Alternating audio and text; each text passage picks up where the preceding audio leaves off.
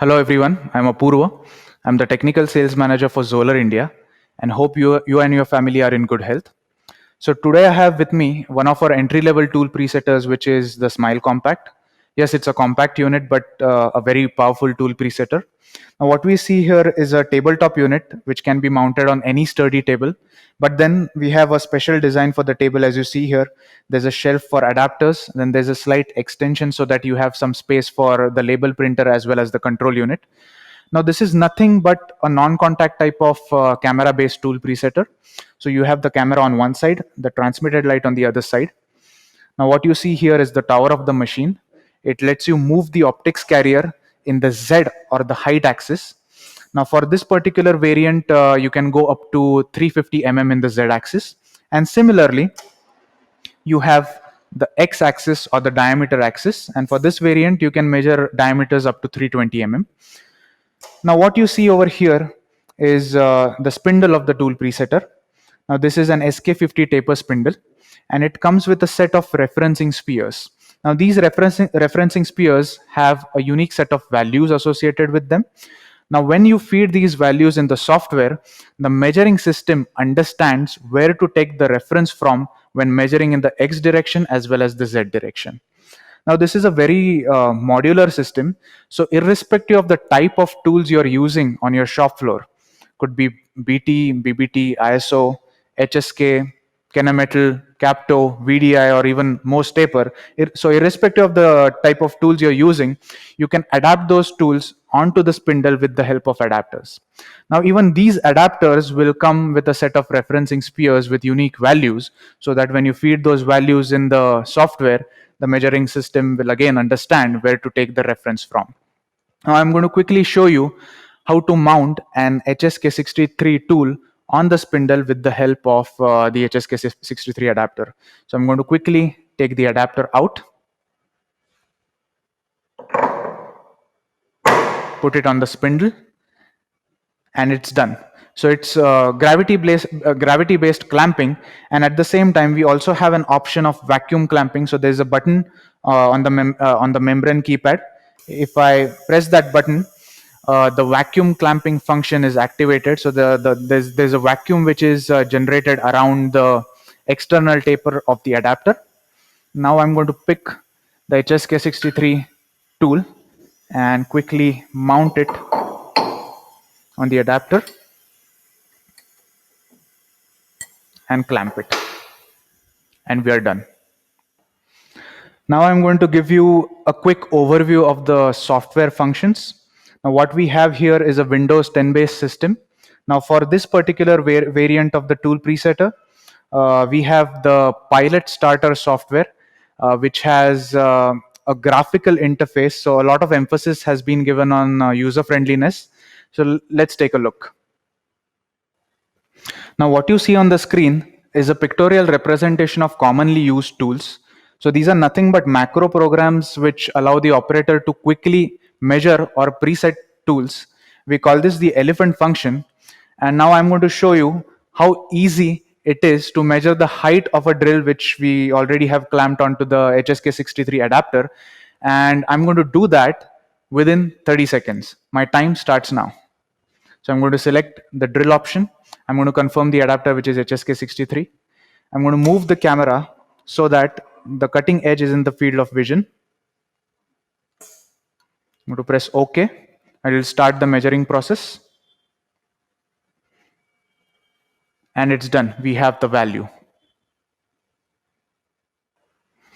Now let's take a look at another macro program. This one is for an end mill. I've mounted an end mill here. And this macro program is going to measure the diameter as well as the height of the end mill. And it is also going to require us to rotate the spindle by 360 degrees, because what it is going to do, it's going to keep on freezing images as we rotate the spindle, and it's going to give us the value of the entire rotated contour.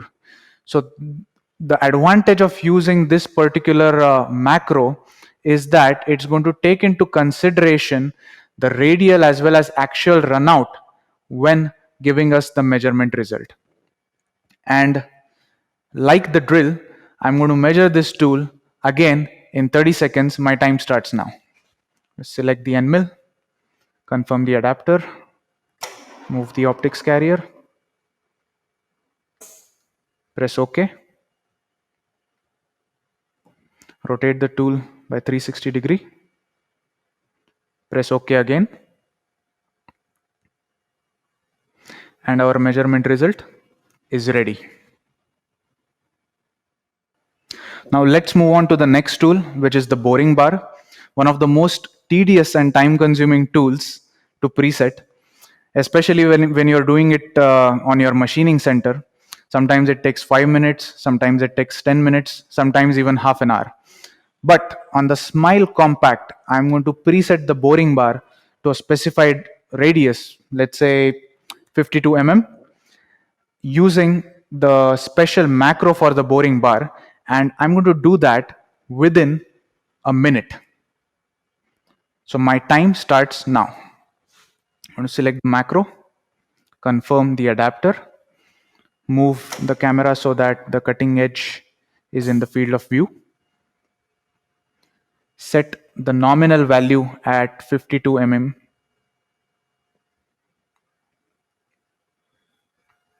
Now it's asking me to focus the cutting edge so that it is at its highest point. Now it's focused. I press OK. Then I press the spindle lock button so that it doesn't move around when I'm adjusting the boring bar.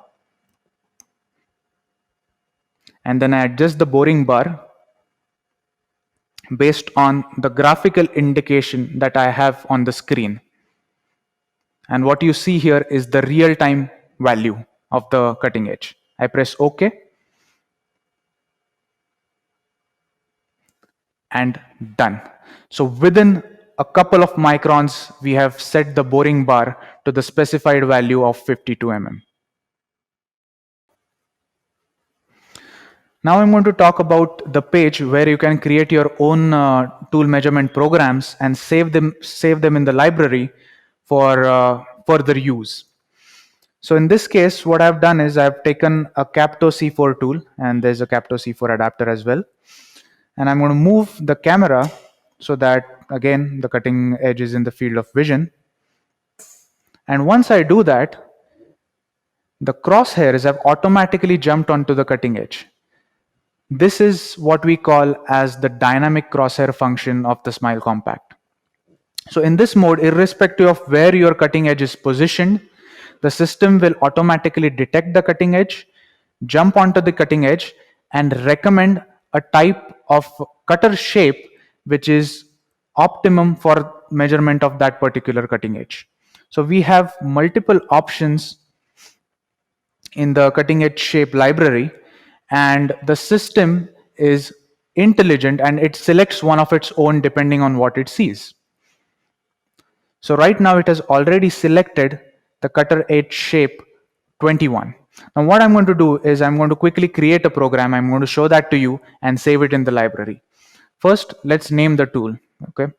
For example, turning tool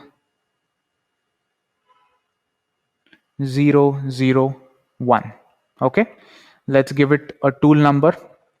Example 0075. And then we can input nominal values. So these nominal values are going to stay with the program so that whenever the operator calls that program from the library, the system is automatically going to direct the operator to go to that particular nominal point. So right now, for ease of explanation, I'm just going to play back the counter values as the nominal values. I also have an option of adding a tolerance band to these values so that you can measure the tools without having the fear of the measured values being outside the tolerance band. So now once that I've entered all the required values, I'm going to save this program in the library. So in the library, you have multiple options. These are folders that were already created. So I'm going to select, let's say, CNC2. Okay, and I'm going to save that in CNC2. Now that the program is saved, I'm going to refresh this page. Okay. Now move away the optics carrier. I'm going to access the library. I'm going to go on the CNC2 folder. Now you see that we had created turning tool 001 with tool number 75. I'm going to select that and press OK. You see that the program has already been uploaded over here, and the navigation arrow is directing me to the nominal position. So once I'm at the nominal position, I can focus the tool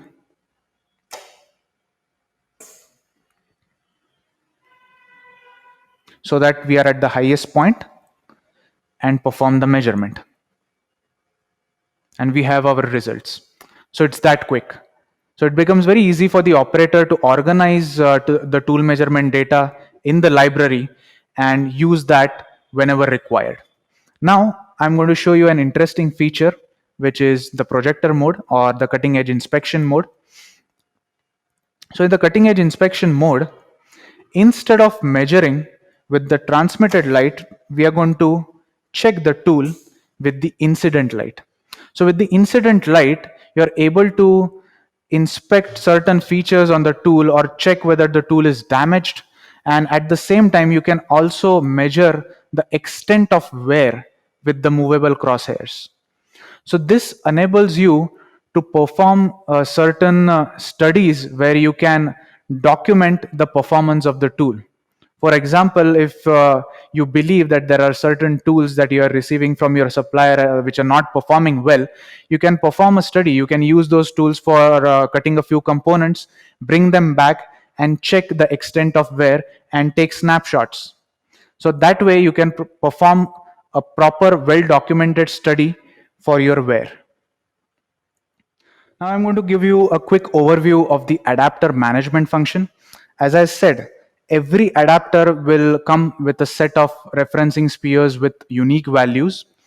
So in order to feed those values in the software and in order for the measuring system to understand where to form the references, we have a particular module, which is the adapter management module.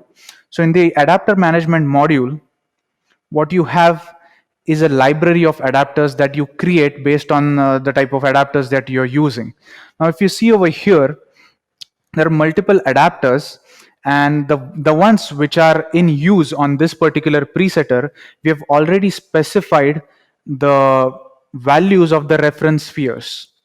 So the reference spheres values in the Z as well as the X have been specified so that whenever you select a particular adapter and physically use it to measure a tool, the system understands where to form the reference plane or the gauge plane and start the measurement from there. That is applicable for the X direction as well as the Z direction. To sum it up, I would say that the Smile Compact is a very powerful tool presetter, and irrespective of the number of machining centers that you have on your shop floor, it is going to help you drive down your setup time, drive down the number of rejections, and help improve your productivity. So it's more like a money saving machine. And I'm sure once you have the Smile Compact on your shop floor, it's going to bring a big smile on your face. And thank you for watching this video. Take care and stay safe.